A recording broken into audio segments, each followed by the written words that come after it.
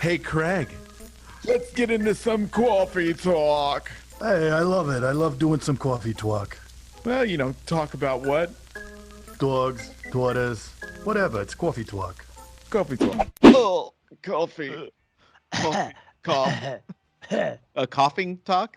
A coughing talk. You can't cough these days. No, you will be frowned upon in stores. Would you say that it may be more alarming if you cough out loud at the store than if you went in and shot a gun up in the air? No, Mr. Craig, I No? wouldn't say that. Close? My favorite part of Wednesday's episode is when I think Kim was saying, gosh, I don't even remember. Is this where you threw me under the bus? Yes. Yeah? And I said, do you know Mr. Craig? She said, I know a lot of Mr. Craigs. It was a great episode. Dude, that was she, so funny. Yeah. Yeah. I mean, you have tears in your eyes. I think you just watched that clip I think I 11 watched it million times. It was so funny. 11 million. Yeah. Oh. So But you know what was awesome? Yeah. Mm-hmm. Well, we do this all the time, right? Was the interview with Garrett J. White that we recorded yesterday? Yeah. And Kim talked about a lot of the same stuff. One of the same themes from both was this idea of framing, right? Like all these stories and stuff that we have in our past. Yeah. Yeah. Right? And you determine what's going to happen. The most challenging part, what did I think Garrett said, we keep going to him. Garrett said was the 6 inches between these ears, right? That's right. You got to be careful. You got to be careful because now we're getting into next week's coffee talk. Oh, but with true. Kim, yeah. I definitely think, yeah, man, it's all up in our dome. It kind of goes back to the insurance dude's creed, if you will, what we did on Monday, the manifesto. Because, like, these are the things we need to be, and we need to tell ourselves what we are, so that we can be those people. Like even when we were writing that, it's like we're not that 100%. It's what we strive to be. And we have to tell ourselves, and we have to build that frame to be the people that we want to be. Sure.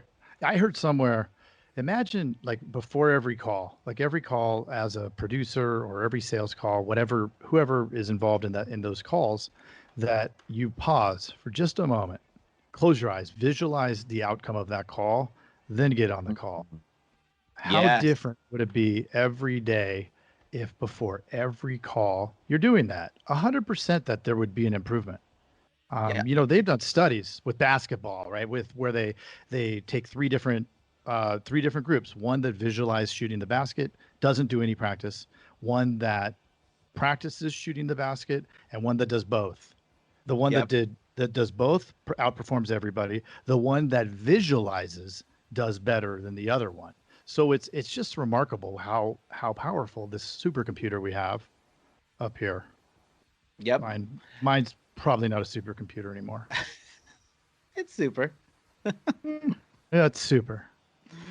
Yeah, it's like the elite dudes call that we had this week, and Greg brought up that, our team does this, and you even brought up your team does this, is that you always go over the objection training and everything, right? Yeah. But it's like, dude, your goal is not to do a quote. Your goal is to close them. Like, that's where the mind needs to be. Like, you can go over objections all day long, right? Right. But like, if your mindset is, I'm just going to do the quote, you do the quote and it's done. Like, that's not the mindset. The mindset is, I'm going to close this person on this call. Like, that's it. Like, my goal is, and that's in their best interest, in my belief, because how much time does someone put into getting a quote? Dude, if they're getting even a 10-minute quote from 3-4 different people, what a waste of time. And if you know that you can offer them the best thing possible, then you owe yourself and you owe them to try to just finish it and not to put this thing off. Finish him. finish him. Yeah, Mortal Kombat. but 100%, 100%. And think about it. If we're like, hey, I just have to do another quote, you're focusing on the process and not the outcome, and you've got to focus on that outcome. Where are you trying to get? In the olden days we call it a goal, right? But the Yep. outcome, the goal, whatever your end result, what do you want to get to? And I think that there's, I even know specific people that I won't even name that where it's constant. They'll even prep it with, oh, I don't want to think like that because then I'm going to be disappointed. Like, I mean, it's remarkable that you can come up with an excuse to not put yourself in the right frame of mind. And we all know if you're in the right frame of mind, you're going to perform much better, right? It's like a few weeks ago, and I forget who it was that said it, because I think I might have Alzheimer's. But they were talking about how, yes, how it's every single no is it's how we perceive it. Every single no is that closer step to a yes. Like, we're gonna hear a ton of no's. If you don't hear the no's, you're never gonna get to the yes. Yeah. It's not a failure. It's one step closer to the goal. It's however you perceive it, but that's the name of this game, right, Mr. Craig? Well, shoot. To bring in another one, yet another episode, David DeFord brought that up nonstop, right? Yes. Look, like you have all these, you have a select group of people who will say, hey, look, oh, this one's a really good one, and this one's a really good one. They're looking at their 6 quotes and they're, just obsessing over getting these things just right. When, hey, look, you need to have so many that it doesn't matter when one slips away. You need to have so many where you're not arguing with somebody else or mad that the call center took it or whatever. Who cares? It's one quote. Move on. If you're doing 10 quoted households a day, you're quoting 20, 23, actual quotes a day. Who cares? You got too many. It's overflowing. And that's where you want to get to, because then it doesn't matter, right? It will just happen. Yep. And we're too busy working on this, like, oh, I got to know, I got to have the knowledge, instead of I need to do the work that serves my result. 100%. You froze. Look at you. You should see how you're frozen. Oh, there you are. There you are. Well, I was practicing my, I don't know. Yeah, you're frozen. So this is the other thing. And for everybody listening, we've really tightened up the YouTube channel, the Insurance Dudes YouTube channel, where there's we talked about this in the Elite Dudes meeting on Wednesday. There's at least every day, hopefully there should be a quick little cut from one of the people that we've interviewed. And that's going to give you an actionable idea. We have people ask all the time, what should I talk about in my meeting? You guys do meetings every day? I mean, we do 2 meetings a day.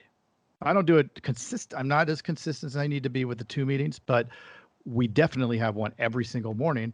And a lot of people are like, well, I don't even know what to talk about. It's like, hey, grab one of those videos, watch it's 5 minutes, and it's going to give you an idea to talk about.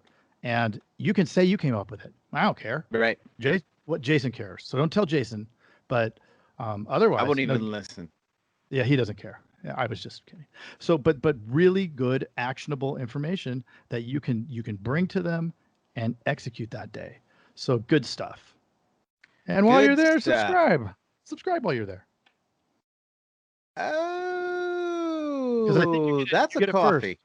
That's a coffee talk. That's a coffee talk. Yeah, just subscribe. Please subscribe. Hey, you've got to check out the Insurance Dudes Inner Circle, coming soon, where you get extended interviews as well as live coffee talks in our private Facebook group. Join the mailing list today at theinsurancedudespodcast.com. Hey, thanks for checking out the Insurance Dudes. Hey, please subscribe. We got some really great stuff coming out.